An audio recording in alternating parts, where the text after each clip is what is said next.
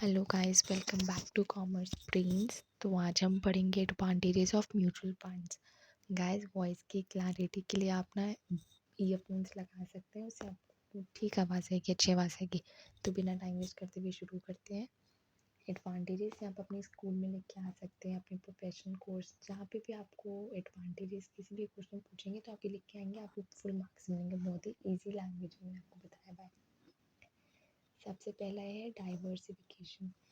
Diversification मतलब जो mutual funds होता है, जो उनका पोर्टफोलियो होता है, जहाँ पे भी वो पैसे इन्वेस्ट करते हैं, वो किसी भी एक चीज़ में नहीं करेंगे। सपोज़ वो 10 अपना पैसा 10 जगह लगा रहे हैं, तो उन्होंने कोई अपना पैसा एयरलाइन सेक्टर में लगा रखा है, किसी में उन्होंने बैंक्स में लगा रखा है, किसी में उन्होंने टेक्नोलॉजी में लगा रखा है, किसी चीज़ में उन्होंने क्लोथिंग में लगा रखा है, फॉर एग्ज़ाम्पल किसी में उन्होंने फार्मास्यूटिकल्स पे लगा रखा है।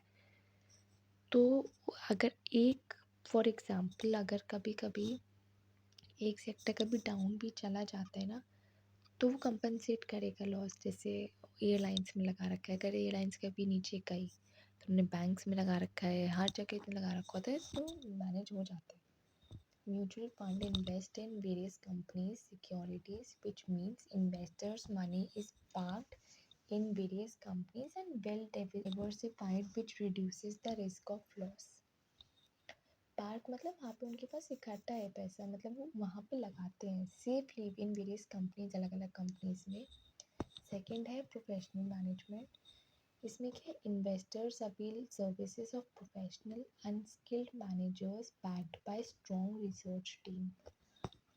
जो भी म्यूचुअल फंड्स होते हैं वहाँ पे सब प्रोफेशनल हायर्स होते हैं और मैनेजर्स होते हैं, जो उनको बहुत नॉलेज रहती है कि हमें कहाँ लगाना चाहिए, कौन सी कंपनी ऊपर जाएगी, कौन सा सेक्टर ऊपर जाएगा। तो हम लोगों को इतना नहीं पता होता, तो हमारा पैसा उनके पास सेफ है। वो खूब एनालाइज करके, रिसर्च करके हम अपना पैसा उन पे निश्चित तौर से छोड़ सकते हैं। हाई रिटर्न, क्योंकि वो रिस्क लेते हैं, उनको पता होता है जब आपका 10 जगह अलग अलग लगा हुआ है डाइवर्सिफाइड फॉर्म में, तो ऑब्वियसली आपको रिटर्न भी हाई मिलेगा। Investors investing for medium and long term horizon generally get high return.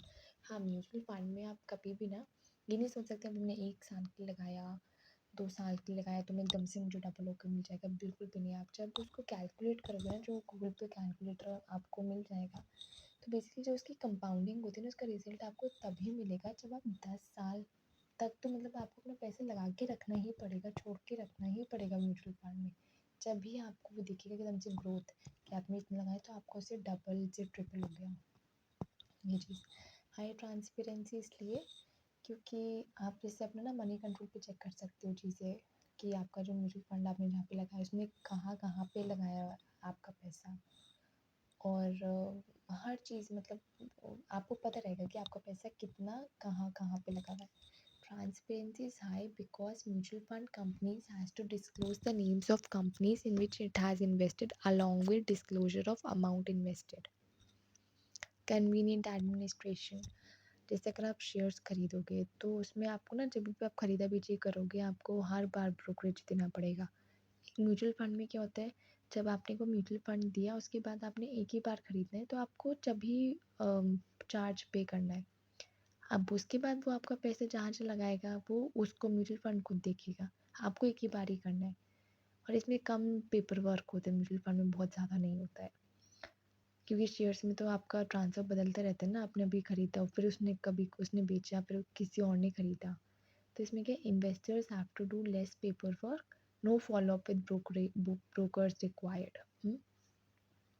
High liquidity and less cost.